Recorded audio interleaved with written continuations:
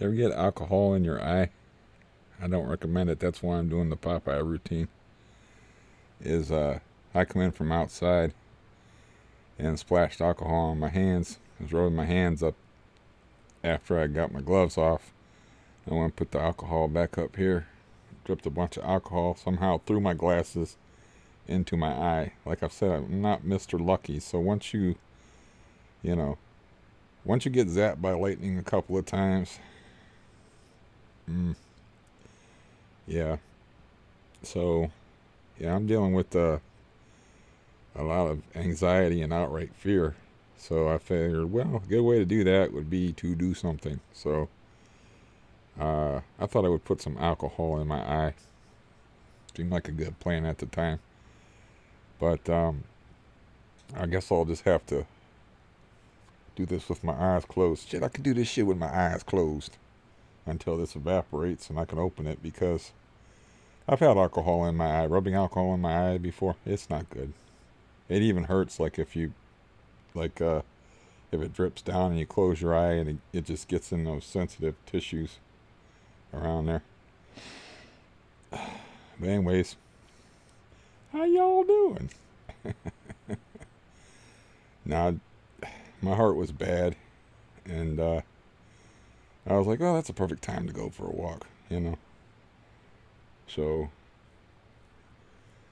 it's just a good, exercise, getting outside. It's just a good anxiety remedy. So I thought, what the hell? And then I was like, well, any chance, I assume that people prefer to see me in a shirt. Uh, though I've seen other people on YouTube that are shirtless, but I guess, it depends upon, like, I don't know, I think there's a certain amount. There's something about a hillbilly seeming white dude without a shirt on that's just not cool. So, at least until you hear me talk and realize that I am actually cultured and erudite. No, I'm hillbilly too, believe me. Anyways, let me see if I could find. Yeah, my head's not together. I just got it in from outside. I looked around and I noticed, like, I went to the big road, of course, Tusk, a walrus, named after my favorite walrus, and I looked and there's a lot more traffic on the road. So, like, at first when they instituted the quarantine, people were like, nope, not going outside, and it was like dead quiet. But now it's kind of like wearing off. See if I can open my eye without screaming. Okay, we're good. We're good to go. Since the last time I reported, oh, there I am. Since the last time I reported how things were here, we've had 529 additional cases. So the total is now up to 1,933 cases and 39 deaths. So we've had 14 additional deaths since probably since the guy's last press conference, like a 36-hour period. 500, that's not the cases we're worrying about. We're worrying about the people that are walking around unconfirmed.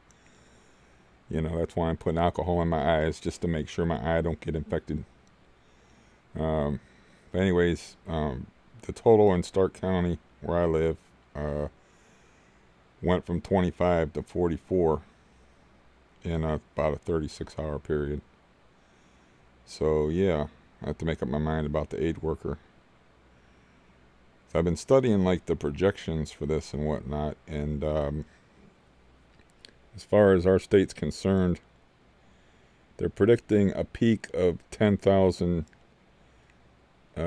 new cases between, towards the end of April. I'm looking at a different thing here. But this is from the Institute for Health Metrics and Evaluation. So, where Ohio is projected to have a total of 1,203 deaths, with a peak of 39 per day between April 19th and the 22nd, and a spread of 10,000 cases a day uh, will be is the projected peak by these metrics evaluation people on the 25th. So 10,000 new cases reported and unreported um, on the 25th. That's supposed to be our peak, and then the measures that they're taking supposed to kick in, and then it's going to go down. There'll still be a concern, but you know, as far as projected cases. So since I had somebody actually that's, like I said, the absolute worst person that I know blow their nose in my food area, it's kind of, you know, it'd weigh on your mind, even if you didn't have anxiety, even if you didn't have you know, a bad heart, CRPS, and the rest of it. And yeah, so those are the numbers. Around 2,000 confirmed cases here, projected 39 deaths per day will be our peak, April 19th to the 22nd, and then 10,000, going to top out at 10,000 cases a day around the 25th, if the model holds that they have been able to build from how from the information they have available to them. So none of this makes me feel particularly happy, secure. You know, if I was healthy, it's one thing, but if I didn't live in a building that's the thing, man. I'm sorry about the lighting. I didn't check or anything. I just kind of flopped down here, but I can maybe do something about that. That's not much better. I'm not going to be here long anyway, so I always say that, and it's at least 20 minutes. But if you can see the cardboard thing, I did try to build a cardboard blocker for the light that came in here, but it needs reinforced. I don't know if you can see where it's like hanging. I thought I might have to put something behind it, but it was so frustrating taping it together with my red plague tape. The red plague tape that I'm going to put on my door. Just because I want to. I will have a red, it'll be real medieval theme, because I'll have like a red plague tape cross, and then right next to it I'll have a pentagram. So, you know, got all the bases covered there, because I'm paying tribute to Satan and God on the same door. You know, so whatever can help me survive. I don't know, man. Nothing works with this lighting. Nothing. I need the other lamp back, and I already took it out of here. But yesterday was fucking horrible, man. I was sick all day. I got nothing done. I just laid in bed and perspired, and was miserable. And I was like, I woke up and I immediately felt better today. Like, not 100% better, but I'm like, this isn't like yesterday, at least. So I said, well, I was going to do what I said I was going to do yesterday and figure out something about the lighting in this room. Once the sun rises, which it's only 6 o'clock in the morning here. That's why I was shocked to see so much traffic out there. Because I went out there at like 7 a.m. when they first put the ban up, or the lockdown, or what, quarantine, whatever the hell you want to call it. And there was like nobody on the road. Just a stray car here and there. But now it's like, it's almost like business as usual. It's almost like how I remember the road being at 5:30 in the morning or so. Going back to when I used, a lot of years before, when I used to be outside. But I sat outside on the dentist step, and there's a place called Arrow Passage Recovery, and it's for drugs and alcohol, it says on the outside, but Arrow Passage Recovery. And I'm looking through the big windows. Everything's all lit up, and there's this huge, like, rounded bay type window thing, and there's this guy just sitting there sweeping away with rubber gloves on, and big hulking guy in a red shirt. So I sat and watched him for a while. He never noticed me, and it was just nice to be outside. And I sat for a while until I was like, well, I got to get back, you know, and come back here. And yeah, dealing with the fear is like, yeah, I'm afraid. I'm not even too cool with like getting different food in here today. If I need bread, you need stuff. And my case manager from CareSource, the insurance, my health care provider, called. She said she has no cases in her county. Well, she's wrong, because I looked it up and there are cases in her county, so that's not encouraging. When your CareSource manager isn't updated, that's not encouraging. There are a few counties in Ohio where they must be the farming bastions. You know, they must be like the places that I used to drive through or ride through when we would go fishing, and I'd be like, "There's nobody around here," so they must be those counties. I don't know, but there's a few that I think at least 6 of them that don't have any cases in them. I just happen to live in a fairly heavily populated county, so 366,000 people live in my county, and you only have 44 cases, but you don't know who's walking around with it, or who's being responsible or who's being irresponsible, and who's paying attention and who's blowing their noses in people's houses and who's doing what, So, yeah, that's the thing I think about, is not so much that there's 2,000 confirmed cases. It's like how many people are walking around in denial about this stuff. Like, you know, trying to think of a way to put this. I grew up around people that were like, have their arm falling off and be like, I'm not sick. There's nothing wrong with me. Hawk spit. I had my brother once just had bronchitis. I don't know how it didn't get into being pneumonia, but he had it for like 6 months and just wouldn't go to the doctor. And I'd sit there and talk to him, and he would just, it's disgusting. Just, I come from crazy. You already know this. He just spit in this, he'd at least use paper towels, but he'd spit and throw it in there, and we'd have 10, 12, or 20 spit conversations before I couldn't take it anymore. And he's the guy that hasn't been to the dentist in a billion years.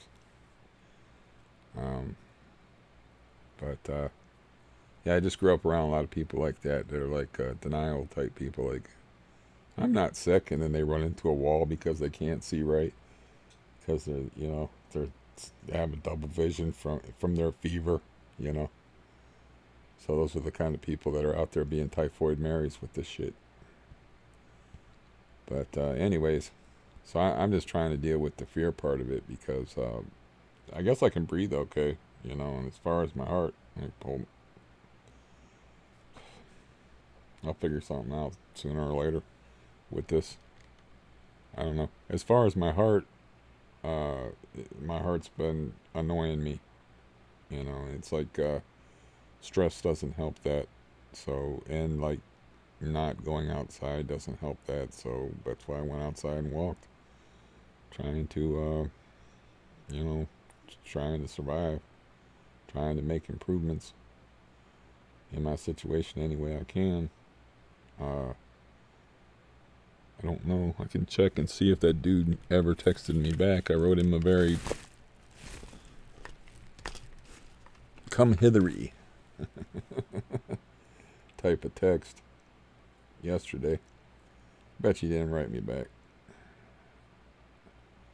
He's like, people are really, I mean, I don't mean to insult anyone, but people mainly care about themselves. And you care about your loved ones and the people that you know as an extension of yourself. But as far as strangers, he knows I'm in a dire way, but he's like, you're kind of on your own, man. That's why he's ignoring me.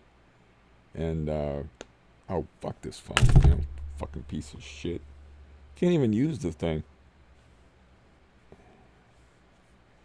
Anyways, I don't know if he wrote me back or not. I'm sorry about the horrible I know that was an alarming outburst of temper. But I'm just sitting there poking the thing. It's like, how many times I have to poke this thing before it works? You know, get off my screen, get off my screen, get off my screen. Okay, I may have a little bit of stress left in me, just a little bit. I don't think I hurt my finger too bad doing that, but I don't have my dad's stone finger, so I poked it that little bit, bent my finger back a little bit. That's okay. I don't have anything to play guitar with yet anyway. And my guitar workstation's not going to come in the mail for a while yet, if it does come. But oh my God, I hate that phone so much. It's like I'm ready to throw away the free phone and pay for minutes for the track phone, and or maybe just, I don't know how it got all this crap on it, but it just got all this crap on it, like want you to play games, pop-ups for Facebook, pop-ups of like nudie pictures. It's like damn, and you can't hardly use it, you know. Yeah, my state of mind isn't the best. It's like just being trapped here, and then I have to pay the rent coming up, and I would just want to ask the guy, you know, because if I'm going to pay the rent, I'm going to pay 2 months of rent at a time, so I don't have to have any contact with the one of the authors of my demise uh, for a couple of months, you know. So, but if he's like, well, we can do this anyway, but you know, this guy's not. He's not even like. I can't get a hold of him. He called me back the one day. That's it. I didn't catch him. I should have caught him. I was busy talking on here, I guess, and I was taking a nap later in the day when, because my sleep's disrupted when he called the second time.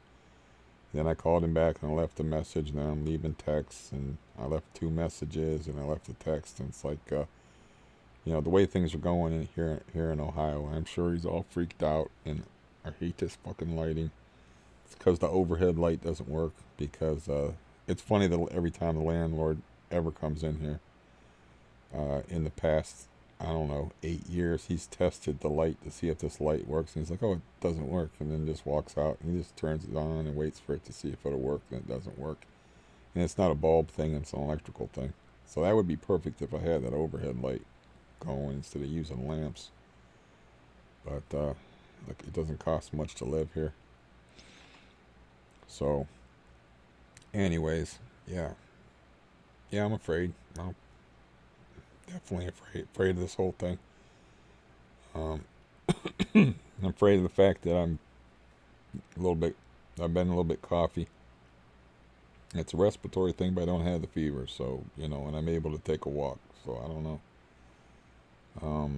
It was nice, you know, it's always nice when you're trying to help somebody out, for them to, during a pandemic, to blow their nose, like, right in front of you, like, I don't know, if I measured it off, it'd be 4 or 5 feet away. I think I said 5 feet away before, but it's kind of hard to judge, you know, between vertical and, if you took 10, you know, 10 feet is really high up. Take it from anybody that's tried to dunk a basketball and failed. But 10 feet on the ground ain't far at all.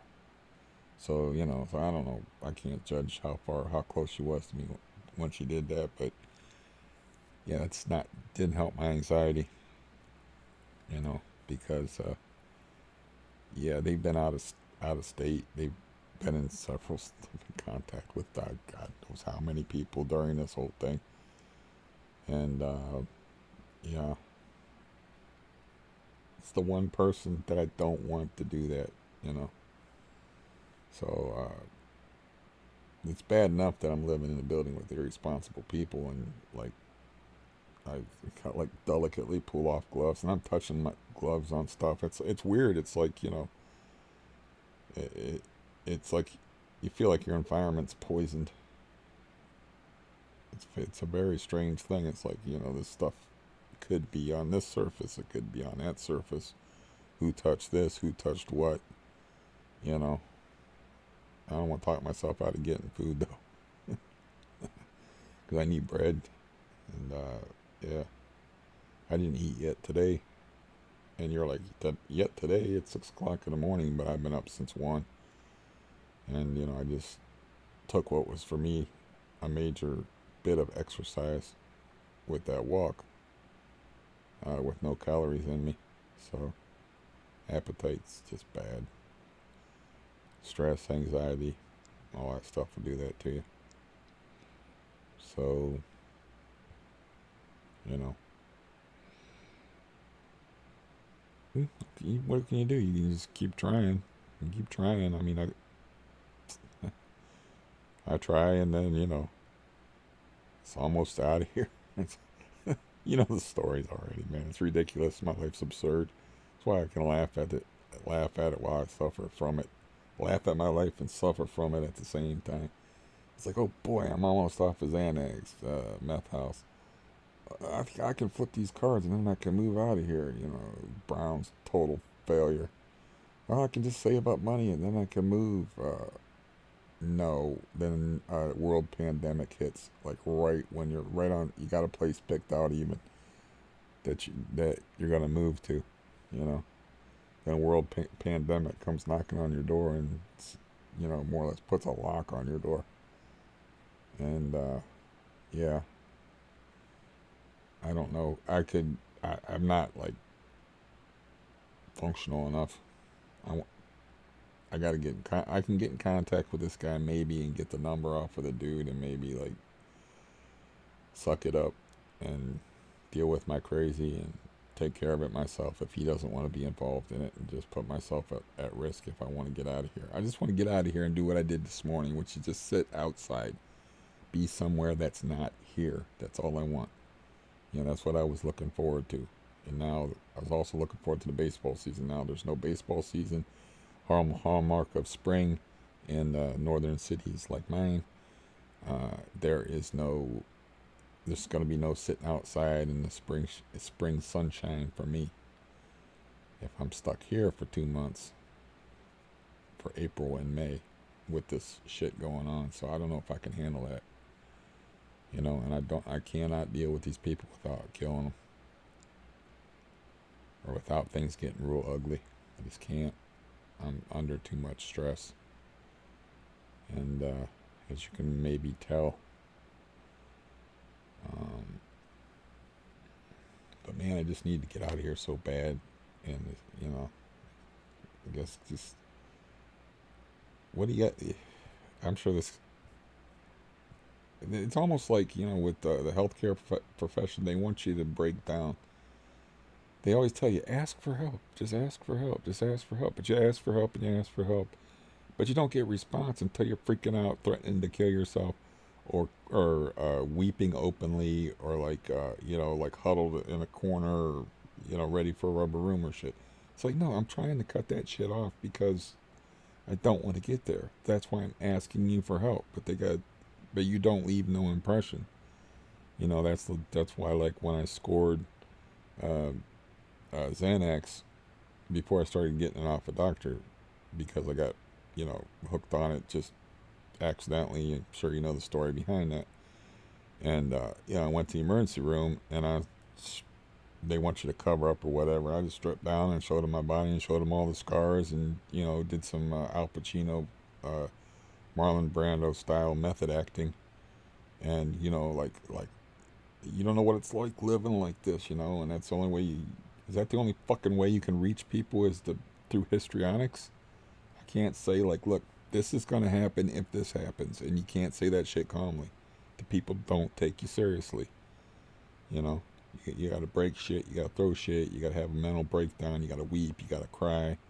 It's like, why can't I just ask for help and get help? What I gotta tell this guy? This guy knows that. Man, I want to hit something right now.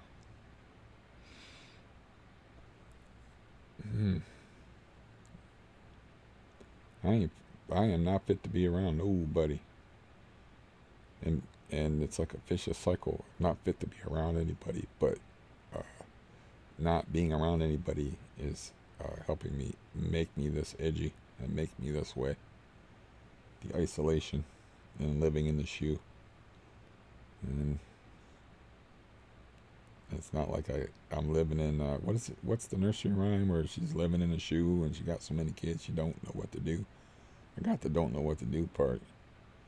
I mean, I don't know.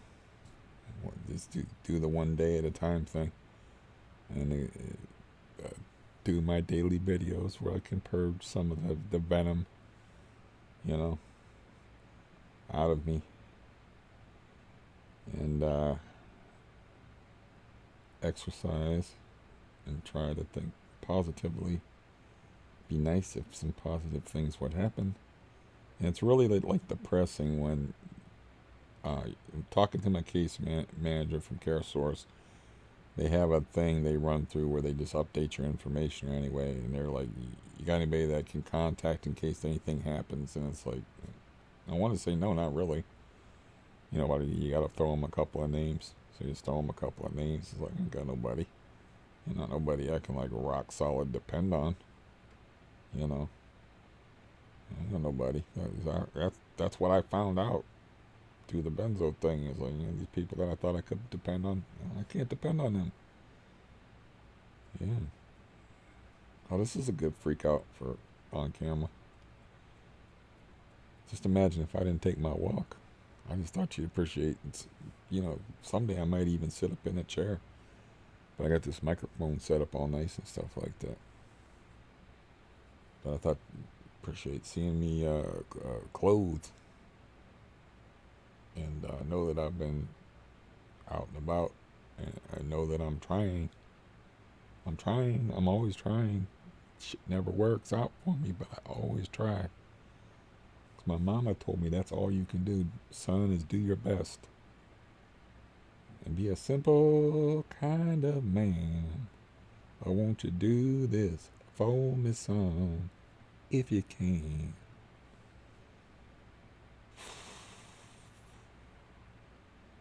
Yeah.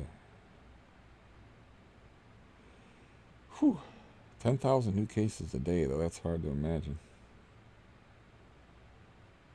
Even with it, you know, you're still going to have those typhoid Larrys. Those typhoid Larry and Marys out there. That just go around like in denial. I'm not sick. You don't know that. You don't know what you're carrying. You know, how about absorbing the quarantine until things get, you know, give the scientists a chance to do something about this and figure something out about it. But you got those I'm not sick people, you know, kind of thing. It's not broke. It'll come back. Look, I can move it.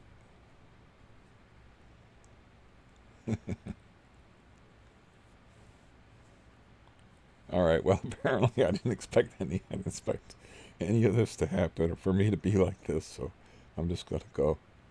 And you know, I got my thing on here, and it's squeezing me like an anaconda. And I'm wound a little tight, and it's wound a little tight. So I need to, yeah, I should go. And maybe there's something in here I could break. I don't know. But yeah, I did not expect. I blame that phone. That's weird. Yeah. Oh God. Oof. See, if I was like in my teens, it would be really easy for me to take care of this. I would just go start a fight with somebody, get in a nice old-fashioned fist fight. You know, back in the day where people had one-on-one fights, and there was like honor and shit. It's like, well, it's between these two, let them go. You know, where the guy's friends don't jump in and jolly stomp you when you start beating up their friend. Back in the good old days where people had honor, and if two guys wanted to act like assholes and duke it out, that was between them. The only time you were allowed to jump in is when one guy was getting beat up too bad and the other guy wouldn't stop. Then it's kind of the rules. You had to pull the guy off of the guy. He's like, oh, he's had enough. Just like in the movies, man, he's had enough. That's how things used to be. Ain't like that no more. Just watch you some YouTube videos.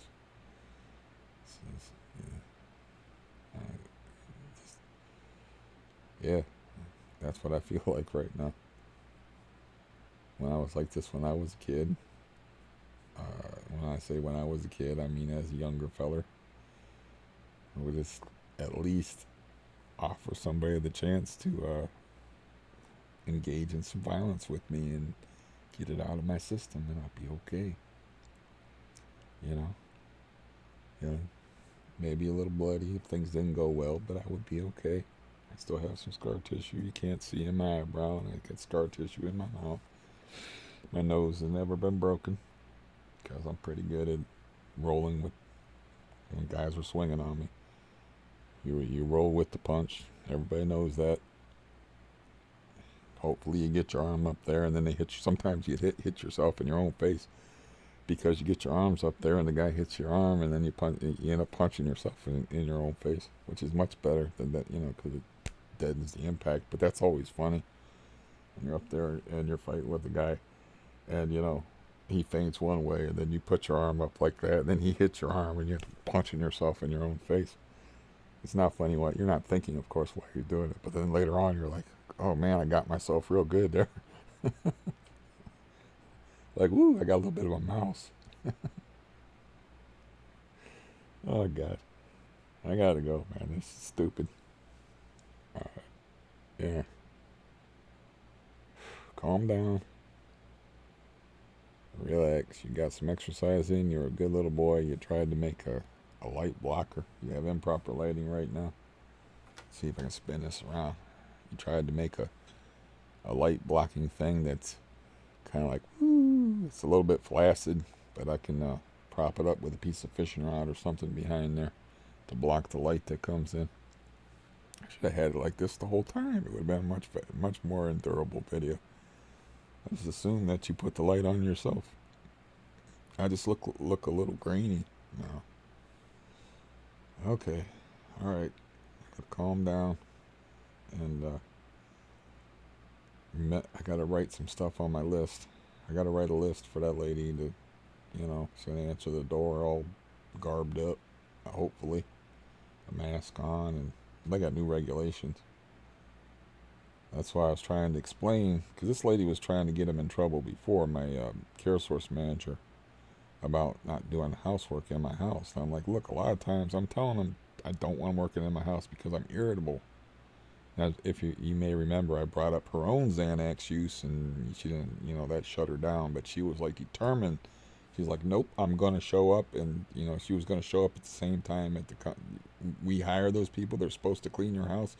She was going to show up, and I shut her down by bringing up her own Xanax use, which may have been legal or it may have been illegal. It sounded illegal to me because she was talking about how she would take them. And it's like, I don't think doctors prescribe them that way.